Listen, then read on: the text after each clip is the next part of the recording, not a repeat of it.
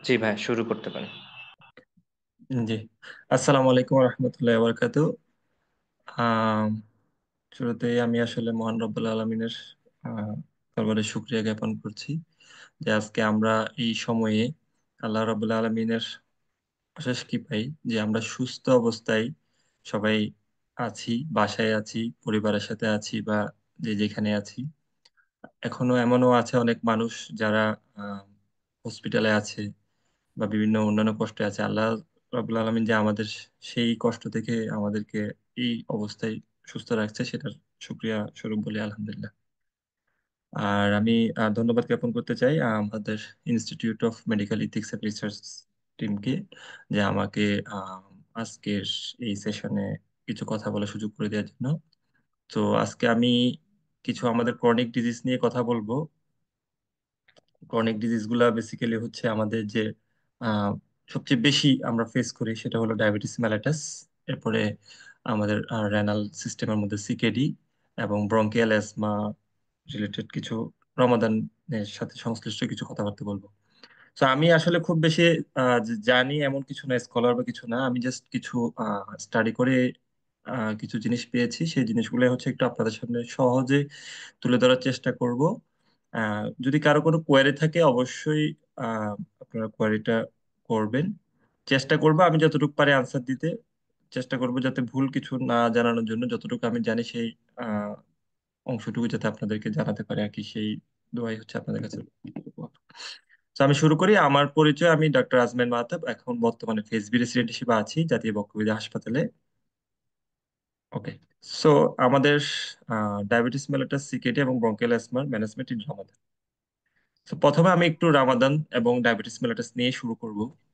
So আমরা সবাই জানি আমাদের ইসলাম ধর্মে পাঁচটি স্তম্ভ আছে, পাঁচটি ফরজ: সালাত, কালেমা, রোজা, জাকাত আর হজ। তার মধ্যে এই রোজা বা Ramadan is one of the principal obligatory ritual. এটা আমরা জানি, এটা আমাদের একটা অবশ্যম্ভাবী একটা ফরজ, একটা ইবাদত।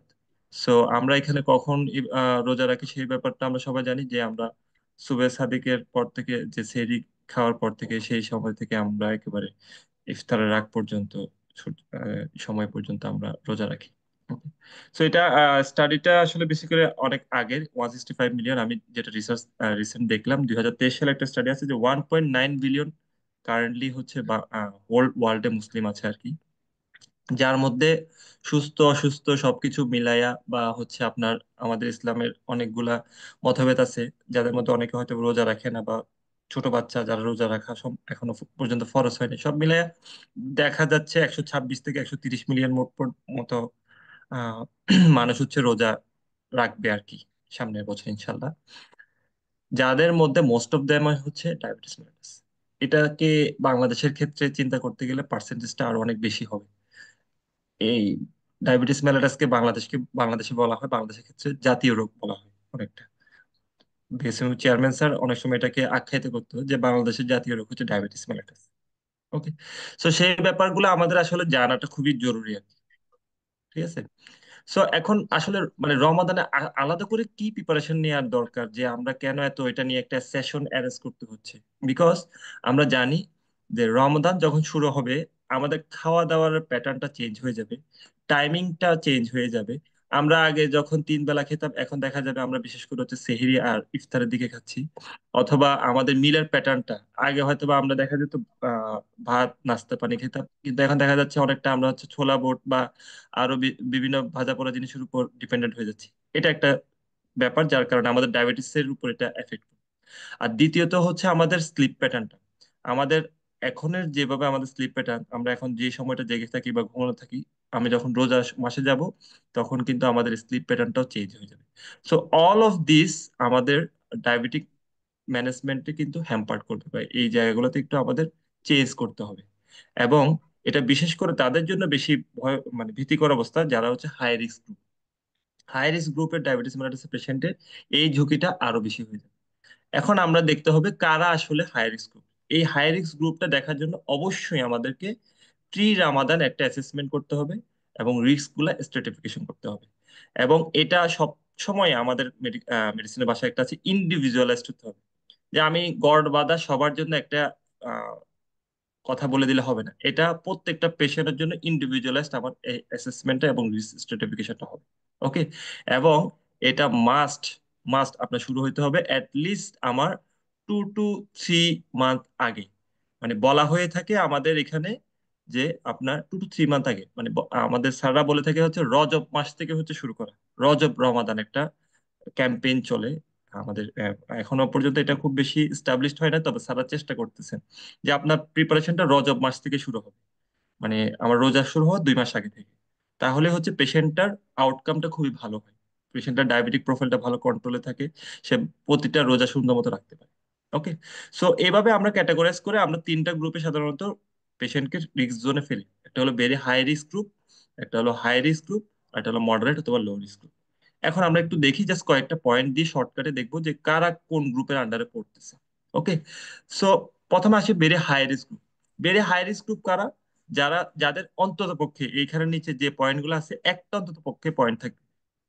আইদার পেশেন্ট খুবই বেশি সিভিয়ার হাইপোগ্লাইসেমিক একটা ইভেন্ট হয়েছে, অথবা হাইপারগ্লাইসেমিক একটা ইভেন্ট হয়েছে উইদিন দ্য লাস্ট 3 মান্থ, মানে এই রজবের আগে বা রজবের থেকে হচ্ছে এই সময়ের মধ্যে তার একটা সিভিয়ার হাইপোগ্লাইসেমিক অ্যাটাক অথবা একটা সিভিয়ার হাইপারগ্লাইসেমিক অ্যাটাক। এবং পেশেন্টের যদি রিকারেন্ট হাইপোগ্লাইসেমিয়ার কোনো হিস্ট্রি থাকে, টাইপ 1 ডায়াবেটিস মেলাটাসকে আমরা পেশেন্টকে আমরা রোজা রাখবো, এটা ভেরি হাই রিস্ক গ্রুপের মধ্যে চলে যাবে। ওই রোজার মাসে যদি অ্যাকিউট ইলনেস নিয়ে আসে এই ডায়াবেটিক পেশেন্টটা, সেক্ষেত্রে আমরা ওদেরকে ভেরি হাই রিস্ক গ্রুপে ফেলবো। যদি প্রেগনেন্সিতে যদি হাইপারগ্লাইসেমিয়া থাকে, সেটাও ভেরি হাই রিস্ক গ্রুপে যাবে। আর সিকেডি পেশেন্ট গুলা অথবা ডায়াবেটিক কিডনি ডিজিজ যদি ডেভেলপ করে, তাদের স্টেজ 4 এবং 5 এর ক্ষেত্রে তাদেরকে আমরা ভেরি হাই রিস্ক গ্রুপে ফেলবো। আর বিশেষ করে যারা হচ্ছে এল্ডারলি পেশেন্ট, খুবই কম পেশেন্ট যদি থাকে, তাদেরকে ভেরি হাই রিস্ক গ্রুপ ফেলবো। তাদের ব্যাপারে রিকমেন্ডেশন আমি আরো বিস্তারিত বলবো। সাধারণত এদেরকে আমরা সাধারণত নট ফাস্ট করার জন্য বলবো, মাস্ট নট ফাস্ট, এটা কখনোই রোজা রাখবে না। ওদেরকে আমাদের বোঝাতে হবে যে এই রোজা রাখতে গেলে আপনি স্বাভাবিক অন্য যে ইবাদত সেগুলো হচ্ছে হ্যাম্পার্ট হবে। ওকে। এ ব্যাপারে আমি একটু বিস্তারিত পরে বলছি। এখন আসি ক্যাটাগরি 2। ক্যাটাগরি 2 কারা? এরা হচ্ছে হাই রিস্ক গ্রুপ, যাদের হচ্ছে নিচের কোন একটা আছে, যেমন টাইপ 2 ডায়াবেটিস মেলাটাস আছে, কিন্তু তাদের হচ্ছে পুরো গ্লাইসেমিক কন্ট্রোল, তাদের হয় হাইপারগ্লাইসেমিয়া হয়ে যায়, নাহলে হাইপোগ্লাইসেমিয়া হয়ে যায়, তাদের ঠিকঠাক মতো হয় না। অথবা ওয়েল কন্ট্রোল টাইপ 2 ডায়াবেটিস মেলাটাস, কিন্তু সেটা মিক্সড ইনসুলিন পাচ্ছে। ওকে। ইনসুলিন যদি পেয়ে থাকে, সেই সব পেশেন্টের আমরা হচ্ছে হাই রিস্ক গ্রুপে রাখবো। আর যাদের ডায়াবেটিক কিডনি ডিজিজ স্টেজ 3, 4, 5 হলে বেড়ে হাই রিস্কে, 3 হলে হাই রিস্কে। আর যেসব পেশেন্ট হচ্ছে ডায়াবেটিস মেলাটার সাথে কিন্তু ফিজিক্যাল লেবার, অনেক বেশি ফিজিক্যাল লেবার করে, যাদের কায়িক পরিশ্রম করতে হয়, তাদেরকে আমরা এই গ্রুপে রাখবো। আর লো রিস্ক বা মডারেট রিস্ক কারা? এরা হলো ওইসব পেশেন্ট যাদের হচ্ছে আমরা শুধুমাত্র ওই যে 3D বলি না, ডায়েট, ডিসিপ্লিন, ড্রাগস। এরা হচ্ছে আমাদের ডায়েটে কন্ট্রোল হচ্ছে, ডিসিপ্লিন কন্ট্রোল হচ্ছে, ড্রাগের মধ্যে শুধু ওরাল অ্যান্টি ডায়াবেটিক ড্রাগ দিয়ে হচ্ছে কন্ট্রোল হচ্ছে, এদেরকে হচ্ছে আমরা ক্লাস 3-তে বা এটা মডারেট টু লো রিস্কের মধ্যে রাখি। সো এখন রিকমেন্ডেশন গুলো যদি আসি, যে যারা very high risk group, they must not fast. Okay. এরা কখনোই ফাস্টিং করবে না। আর হাই রিস্ক গ্রুপ যারা আছে, ওদের ব্যাপারে বলা আছে দে শুডন্ট ফাস্ট। ওদের হচ্ছে আমরা আহ মানে খুব যদি ক্লোজ মনিটরিং এ রাখতে পারি, সেক্ষেত্রে আমরা ফাস্টিং এর অ্যাডভাইস দিতে পারি এই। আর যারা হচ্ছে মডারেট টু লো রিস্ক আছে, দে ক্যান ফাস্ট, বাট তাদেরকে কিছু আমরা নিয়ম কানুন বলে দিব, যে এই জিনিসগুলো হচ্ছে তারা ফলো করবে। ওকে। এটা হলো বেসিক্যালি আমরা 3টা গ্রুপ, যেটা আমাদের খুবই ইম্পর্টেন্ট আজকের প্রেজেন্টেশন স্লাইডের মধ্যে। এই 3টা গ্রুপের আমরা রিস্ক ফ্যাক্টর গুলো আমাদের জানা দরকার। ওকে। আচ্ছা, তাহলে এখন আমরা আহ, জানলাম এখন আমরা কি এডুকেশন দিব। পেশেন্ট প্রথমত আমরা রিস্ক স্ট্র্যাটিফিকেশন করব, তার ডায়েট এবং এক্সারসাইজ এর ব্যাপারে আরো একটু মোটিভেট করব, যেটা আমরা প্রতিবারই বলি, যে কি খাবে, কতক্ষণ এক্সারসাইজ করবে। ফুড ইনটেকের ব্যাপারে বলবো, বেশি খাবে না কম খাবে, কোন ধরনের খাবার দাবার খাবে, এবং ড্রাগ অ্যাডজাস্টমেন্টটা করে দিব। এবং it should be done by a at least an endocrinologist. এবং এই আমার যেহেতু আজকে টপিক ম্যানেজমেন্ট পারপাস নিয়ে না, আমাদের ইথিক্যাল মেডিকেল রিসার্চ নিয়ে কথাবার্তা, সেজন্য আমি ম্যানেজমেন্ট নিয়ে খুব বেশি কথাবার্তা বলবো না। জাস্ট আমাদের হচ্ছে কি করব, কোথায় পাঠাবো, কিভাবে করব, সেই জিনিসটা নিয়ে কথাবার্তা। ওকে। এবং পেশেন্ট অবশ্যই ব্লাড গ্লুকোজ মনিটরিং করবে, সেলফ মনিটর ব্লাড গ্লুকোজ দিয়ে। এবং যদি হাইপোগ্লাইসেমিয়ার ব্যাপারে তাকে হচ্ছে অ্যাওয়ারনেস সম্বন্ধে জানা দিতে হবে, কি কি সাইন সিমটম আছে হাইপোগ্লাইসেমিয়ার, এবং হাইপোগ্লাইসেমিয়া হওয়ার সাথে সাথে কখন সে ফাস্টিংটা ব্রেক করবে সেটা ব্যাপারেও জানা দিতে হবে। ওকে। এখন আমাদের ডায়েটে এবং ফিজিক্যাল অ্যাক্টিভিটি গুলো মডিফিকেশন করতে হবে ডিউরিং দ্য রামাদান ফাস্টিং। কিভাবে?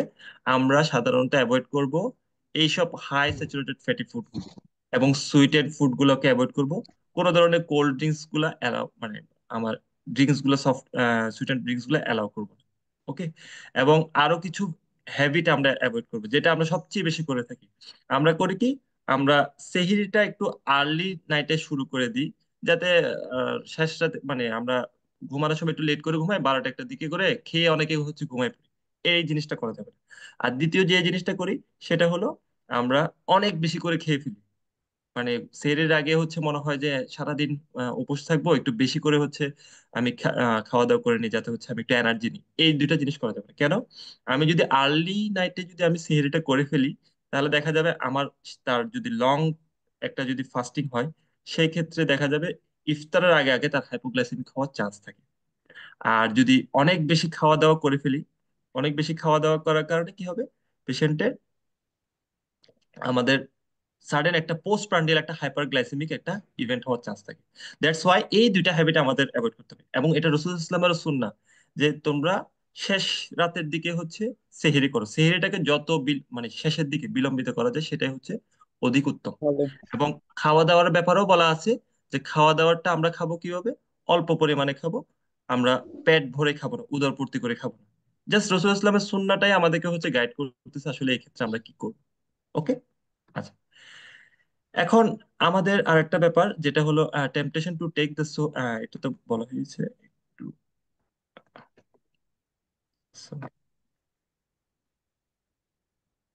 আচ্ছা। তো এখন এক্সারসাইজের ব্যাপারে যদি বলি, এক্সারসাইজের ব্যাপারে যদি বলতে হয় যে ডায়াবেটিক পেশেন্টদেরকে আমরা ডিউরিং দ্য রামাদান ফাস্টিং এর সময় আমরা এক্সারসাইজ করতে মানা করি। তাকে বলি যে আপনি ইফতারের পরে একটু হালকা হাঁটাচলা করতে পারেন।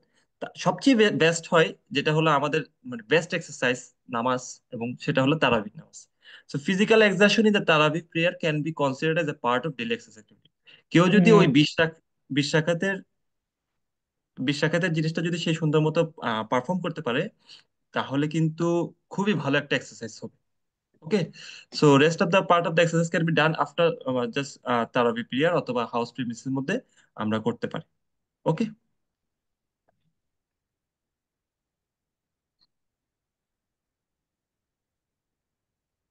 আমার কম্পিউটার কিছু ইস্যু হচ্ছে, সরি। ওকে। এখন আসি, রামাদানের সময় আমাদের তো পেশেন্টের মনিটরিং করার প্রয়োজন। তো মনিটরিংটা অবশ্যই আমরা করতে পারবো। এ ব্যাপারে কিন্তু আমাদের ইসলামিক স্কলাররা কিন্তু এটাকে মতামত দিয়েছে যে এটা করা যাবে। So blood sugar monitoring in the Ramadan fasting is approved by the Islamic scholar and doesn't invalidate religious fast. এটা আমাদের রোজাকে ভাঙবে না, কারণ অল্প পরিমাণ আমাদের রক্ত এখানে বের হবে, যেটাতে আমাদের রোজা ভাঙার কোনো সম্ভাবনা থাকে না। এটা ইসলামিক স্কলারদের মতামত। ওকে। আচ্ছা। এখন এমার্জেন্সি কি হয়, এই জিনিসগুলো আমরা সবাই জানি, মেডিকেল পার্সন যেহেতু আছি। হাইপোগ্লাইসেমিক অ্যাটাক হতে পারে, হাইপারগ্লাইসেমিয়া হয়ে যেতে পারে, লাইক ডায়াবেটিক কিটোসিডোসিস অথবা গ্লাইসেমিক হাইপার অসমোলার স্টেট হতে পারে, অথবা পেশেন্টের ডিহাইড্রেশন ডেভেলপ করতে পারে। সো এইগুলো আমাদের একটু খেয়াল রাখতে হবে অবশ্যই পেশেন্টদেরকে। এইসব সাইন সিমটমের ব্যাপারে আমাদেরকে পেশেন্টদেরকে অ্যাওয়ার করতে হবে। সো এই ছিল ডায়াবেটিস নিয়ে কথাবার্তা। আমরা এখন আসি সিকেডি নিয়ে। ডায়াবেটিসের কথাবার্তা আমরা একটু শেষের দিকে আবার আলোচনার জন্য রাখবো, তখন আপনার কোশ্চেন থাকলে করতে পারবেন, চ্যাট বক্সে কোশ্চেন করে রাখতে পারেন, পরবর্তীতে ইনশাল্লাহ আনসার দেওয়ার চেষ্টা করব। ওকে। সিকেডি নিয়ে খুব বেশি কথাবার্তা নাই, কয়েকটা কথাবার্তা বলবো। সেটা হলো আহ পাকিস্তান জার্নাল অফ মেডিকেল সায়েন্সে একটা স্টাডি করে দেখা গিয়েছে যে ওরা যেসব পেশেন্ট হচ্ছে সিকেডি আছে, তাদের বিশেষ করে স্টেজ 3 এবং স্টেজ 4 এর সিকেডি পেশেন্ট গুলাকে নিয়েছিল, তাদের ফাস্টিং করার কারণে কিডনিতে কোনো এফেক্ট হয় কিনা সেটা দেখার জন্য একটা স্টাডি করলো। এবং এখানে প্রায় স্যাম্পল সাইজ ছিল 130-এর মতো। মিন এজ ছিল খুবই এল্ডারলি পেশেন্ট, যারা সিকেডি স্টেজ 3 4 ছিল। স্টাডির রেজাল্টে দেখা যায় এটা তো আমাদের কিডনি ফাংশন কোনো ডিটোরিয়েট করে না, রেদার এটা মডারেট টাইপ ইমপ্রুভমেন্ট করে আমাদের কিডনি ফাংশনে। ওকে। সো এই স্টাডির বেসিসে আমরা একটা এভিডেন্স বেস একটা মেডিসিনের বেসিসে আমরা বলতে পারি আমাদের এই ক্ষেত্রে ফাস্টিংটা রেদার হেল্পফুল করবে। বাট এগেইন, এটা স্টেবল কন্ডিশনে বলা আছে, এটা স্টেবল কন্ডিশন পেশেন্টদের করছে। তাহলে তখনই আমাদের জানতে হয় কাদেরকে আমরা অ্যাডভাইস করবো, কাদের আমরা অ্যাডভাইস করবো। সেক্ষেত্রে আমাদের হচ্ছে কিছু হাই রিস্ক গ্রুপ গুলো ক্যাটাগরাইজ করতে হবে। যেমন যারা যদি খুব বেশি ভেরি হাই রিস্ক গ্রুপ থাকে, বিশেষ করে যদি স্টেজ 4-এ থাকে। ওকে। বিশেষ করে যদি স্টেজ 4-এ থাকে, সেক্ষেত্রে আমরা অবশ্যই তাদেরকে হচ্ছে অ্যাভয়েড করবো। কার ইয়া থেকে যদি সাউন্ড আসছে। আমি দেখছি, আমি দেখছি। সো যারা হচ্ছে ভেরি হাই রিস্ক গ্রুপ তাদেরকে হচ্ছে আমরা অ্যাভয়েড করতে বলবো, মানে যারা স্টেজ 5 এবং যারা হিমোডায়ালিসিস পাচ্ছে অথবা পেরিটোনিয়াল ডায়ালিসিস পাচ্ছে তাদেরকে অ্যাভয়েড করবো। অ্যাকিউট টিউবুলার নেক্রোসিস যদি কোনো কমপ্লিকেশন থাকে অ্যাসোসিয়েটেড, সেটাকে অ্যাভয়েড করবো। যদি পলিউরিয়া থাকে, যদি ইউরিন ভলিউম যদি মোর দেন 2.5 লিটার থাকে, সেক্ষেত্রে আমরা অ্যাভয়েড করার চেষ্টা করবো। ওকে। আচ্ছা, এখন রিকমেন্ডেশন কারা করতে পারবে, কারা রোজা রাখতে পারবে সিকেডি পেশেন্ট? স্টেজ 1-3 খুবই ইজিলি রাখতে পারবে, ওদের কোনো খুব বেশি সমস্যা হয় না। যাদের হচ্ছে রেনাল ট্রান্সপ্লান্টেশন হয়ে গেছে, স্টেবল আছে, তাদেরও খুব ইজিলি রোজা রাখতে পারে। তবে ওদেরকে আমরা অবশ্যই বলবো এইসব পেশেন্টকে 2 উইকলি যাতে ফলো আপ করে আমাদের সাথে, মানে ডক্টরের সাথে। এবং ওদের মিলটা রেগুলারলি নিতে হবে, অ্যাটলিস্ট 2টা মিল তো নিতেই হবে। আর যদি সে দেখা যাচ্ছে না তার এই 2টা মিলে তার হচ্ছে না, তাহলে তার ক্ষেত্রে এটা পারমিসিবল আছে, that he can omit the fasting.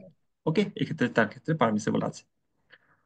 আর আমাদের খেয়াল রাখতে হবে কোনো পেশেন্টের যদি ফাস্টিং করার কারণে যদি তার ক্রিটিনিন লেভেলটা বেস লাইন থেকে 30% মতো বেড়ে যায়, সেক্ষেত্রে কিন্তু আমাদের অবশ্যই পেশেন্টকে বলতে হবে যে ফাস্টিংটা ভেঙে ফেলতে।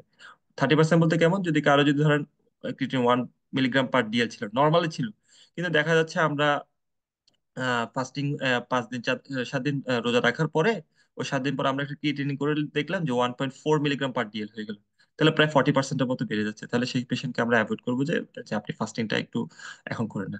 এবং অবশ্যই আমরা জানি যে সিকেডি পেশেন্টদের পটাশিয়াম লেভেলটা একটু বেশি থাকে, তাহলে হাই পটাশিয়াম কন্টেনিং অথবা ফসফেট কন্টেনিং ডায়েট গুলো অ্যাভয়েড করতে বলবো।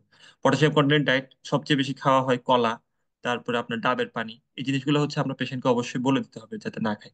আর ফসফেট কন্টেন্ট ডায়েট, ফসফেট গুলো বিশেষ করে হচ্ছে আমাদের যে ডেইরি মিল্ক প্রোডাক্ট গুলো আছে, দুধ জাতীয় পদার্থ, ওই জিনিসগুলো তো বেশি থাকে, তাহলে ওই জিনিসগুলো খাইতে পেশেন্টকে আমরা নিষেধ করতে হবে। আর ডায়ালাইসিস পেশেন্ট যদি আসলে ফাস্টিং রাখতে চায়, তার খুবই ক্লোজ মনিটরিং লাগবে। এবং ওকে আপনার অ্যাডভাইস করতে হবে ওর ডায়ালাইসিস সেশনটা কিন্তু আফটার দা, আম, মানে যাতে রোজার মানে ইফতারের পরে যাতে সেশনটা নেয়। ওকে। ডিউরিং দা আপনার সিহরিতে, রামাদান মানে ফাস্টিং অবস্থায় ডায়ালাইসিস সেশন নিয়ে কিন্তু কন্ট্রোভার্সি আসে, যে এটা অনেকে বলেছে ইনভ্যালিডেট করবে আমার ফাস্টিংটাকে, অনেকে বলেছে যে না সমস্যা হবে না। সো এটাতে কন্ট্রোভার্সি আছে। সো সেটা আমরা পেশেন্টকে অ্যাডভাইস করতে পারি যে আফটার দ্য ইফতার আপনি ওই সেশনটা ওইভাবে যদি অ্যারেঞ্জ করতে পারেন, তাহলে আপনি রোজাটা রাখেন। ওকে। যেহেতু আমাদের আগে বলা হয়েছে এরা হাই রিস্ক গ্রুপ, এদেরকে আমরা ফাস্টিংটা অ্যাভয়েড করতেই বলবো। ওকে। এই ছিল সিকেডি নিয়ে খুবই সংক্ষেপে কথাবার্তা। এখন অ্যাজমা নিয়ে কথাবার্তা বলবো, যেহেতু আমি একজন বেসিক্যালি পালমোলজি একজন স্টুডেন্ট। সো সেজন্য আমি অ্যাজমা টপিকটাও রেখেছি। কারণ আমাদের দেশে অ্যাজমা এখন one of the most prevalent chronic disease, এটা ওয়ার্ল্ড ওয়াইড বলা হচ্ছে, আমাদের দেশেও অনেকটা সেম। ঠিক আছে। যার এটা দেখি না কেন ম্যাক্সিমামই হচ্ছে আন্ডার ডায়াগনোস থাকে। ডায়াগনোস না হওয়ার কারণে একটা ওই যে আইস আইসবার্গের মতো আমাদের ম্যাক্সিমাম ভাগটাই হচ্ছে আমাদের আনডায়াগনোসড পেশেন্টের মধ্যে থেকে যাচ্ছে। এবং এটা it is the clear that the majority of the asthmatic patient are not concern, কারণ তারা চিন্তা করে যে শ্বাসকষ্টের সাথে আমার রোজার কি সমস্যা হবে। এটা ডায়াবেটিসের পেশেন্টরা যতটা না আমার ফিজিশিয়ানের কাছে যায়, অ্যাজমা পেশেন্টরা কিন্তু ফিজিশিয়ানের কাছে যায় না। এবং দ্যাটস ওয়াই এই পেশেন্ট গুলা কিন্তু আমাদের কাছে খুব বেশি ফ্রিকুয়েন্টলি রোজার মাসে এক্সারভেশন নিয়ে আসে। ওকে।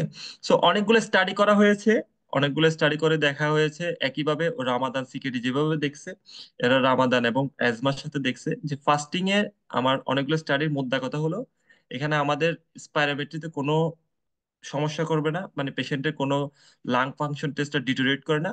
রেদার ফাস্টিং কিছুটা আমাদের লাং ভলিউম এবং লাং পালমোনারি ফাংশনটাকে ইমপ্রুভ করে।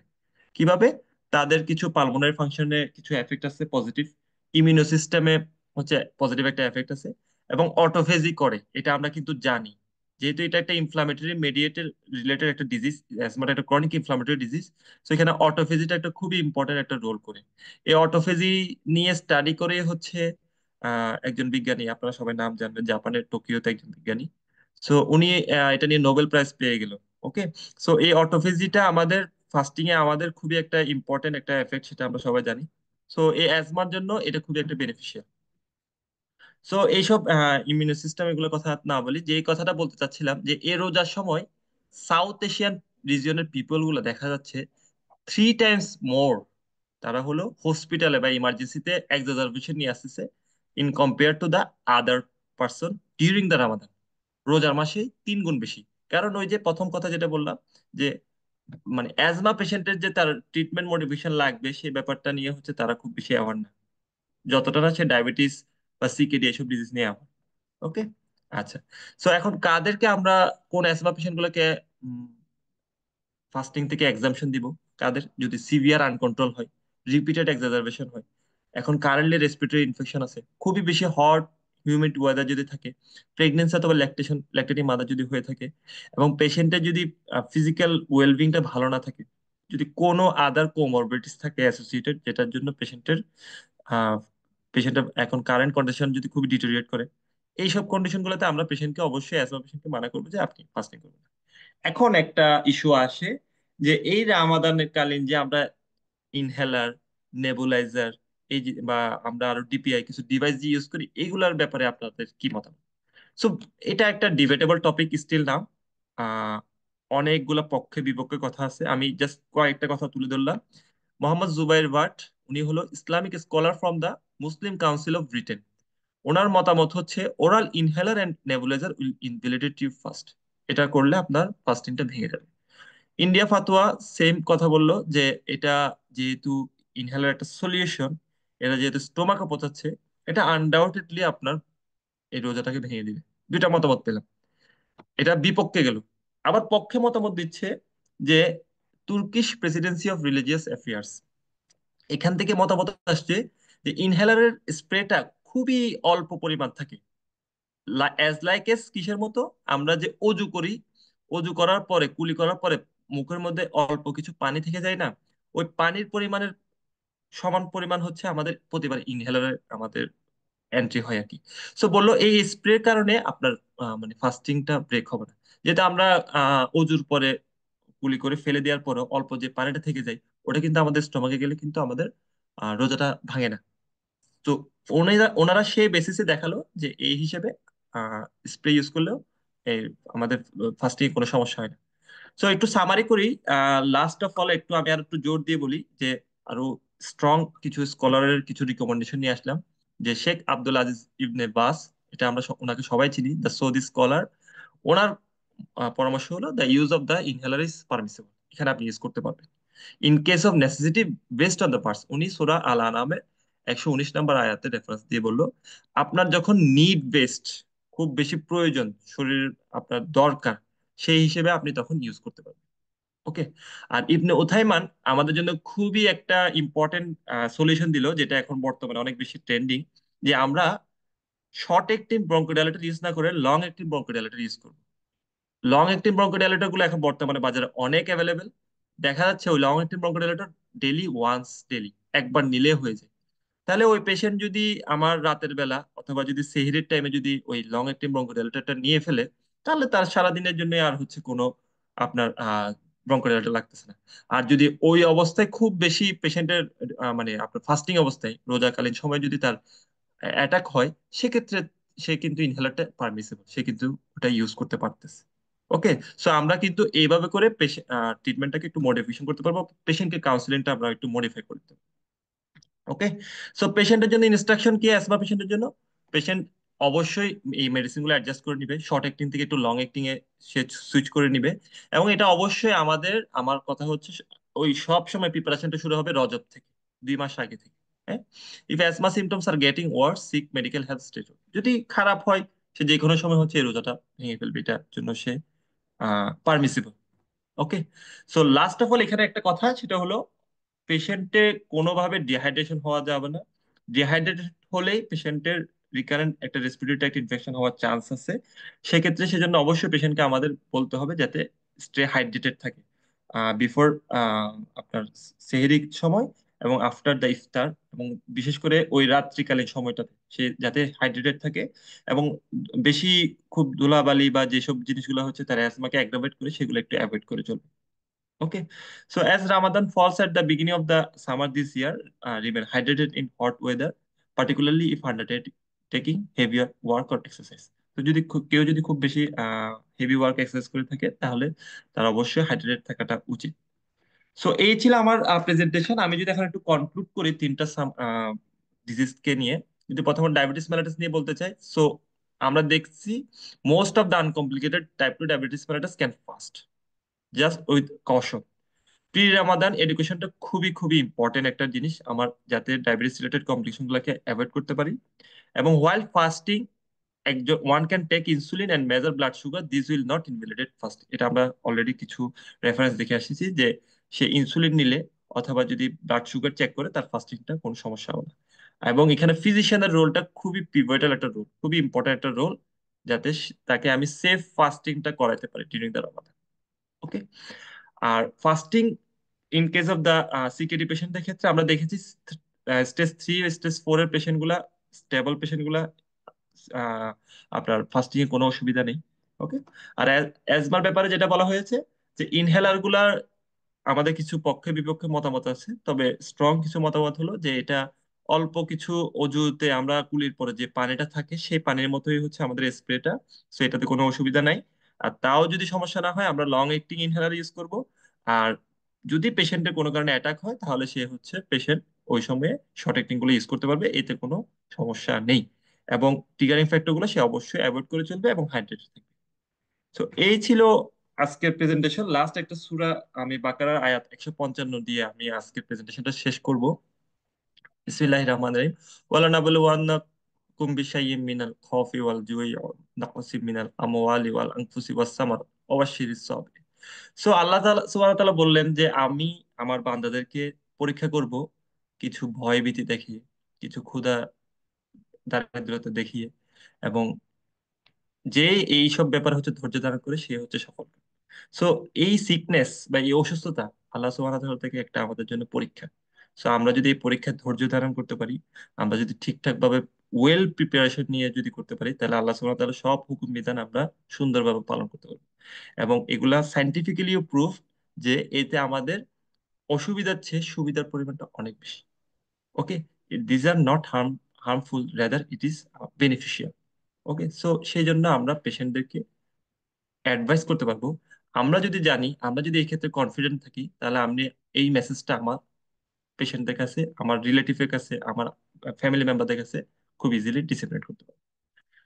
সো এটা ছিল আজকের ছোটখাটো একটা প্রেজেন্টেশন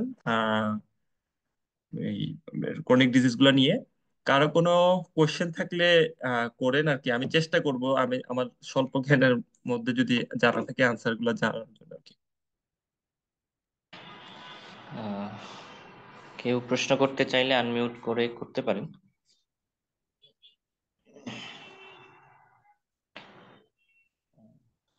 সম্ভবত ওরকম কোনো প্রশ্ন নাই। ভাইয়া গ্রুপে কেউ, গ্রুপ চ্যাটে কেউ কেউ বলছিল পিডিএফ এর কথা। হ্যাঁ, আহ, ডেফিনেটলি। আমি ভাই আপনাকে দিয়ে দিব, আপনাদের যদি কোনো গ্রুপ থাকে শেয়ার করেন, সমস্যা নেই, আমি এটা পাঠিয়ে দিব আর কি আপনাকে। জি জি, অনেক অনেক ধন্যবাদ ভাইয়া কষ্ট করে নেওয়ার জন্য। আমাদের এই ক্লাসটার রেকর্ড থাকবে এবং আমরা রেকর্ড আমাদের ফেসবুক গ্রুপে আমরা লিংক দিয়ে দেবো ইনশাল্লাহ, এবং আমাদের ইউটিউবে এতে থাকবে, এবং পিডিএফটাও শেয়ার করা হবে ইনশাল্লাহ। আর সামনে হয়তো আমরা আরো সুযোগ যদি পাই, একদম স্পেসিফিক্যালি ডিজিজ ধরে ম্যানেজমেন্ট নিয়ে আমরা আলোচনা করতে পারবো ইনশাল্লাহ, রমজান আসতে আসতে। ইনশাআল্লাহ। আহ, সবাইকে ধন্যবাদ, ইনক্লুডিং ডক্টর আজমাইন মাহতাব ভাই, আপনাকেও ধন্যবাদ। রেকর্ডেড ক্লাসটা কি দেখা যাবে পরে? জি, রেকর্ডেড ক্লাস দেখা যাবে। আমরা আমাদের গ্রুপ ফেসবুকে সার্চ দিয়ে পাবেন, institute of medical ethics and research, এই গ্রুপে আপনারা ইনশাল্লাহ পেয়ে যাবেন। আর ম্যানেজমেন্টই আমরা আলাদা সেশন করব, আমরা কয়েকটা ভাগে ভাগ করতেছি সেশনগুলো ইনশাল্লাহ। এটারও ঘোষণা শীঘ্রই আসবে, আপনারা পেয়ে যাবেন ইনশাল্লাহ। তো ভাই আপনাকে অনেক ধন্যবাদ কষ্ট করে সময় আচ্ছা, দেওয়ার জন্য। ঠিক আছে, ধন্যবাদ, আল্লাহ হাফেজ, সালাম আলাইকুম। সালাম, আমরা মনে হয় এখন মিটিংটা এন্ড করে দিতে পারি। আপনাদের সাথে আবার দেখা হবে, কথা হবে ইনশাল্লাহ। আমাদের ফেসবুক পেজের পাশে থাকুন, আপনারা সাথে থাকুন, লাইক দিয়ে, ফলো দিয়ে, ফ্রেন্ডদেরকে ইনভাইট দিয়ে। সালাম আলাইকুম রহমতুল্লাহ।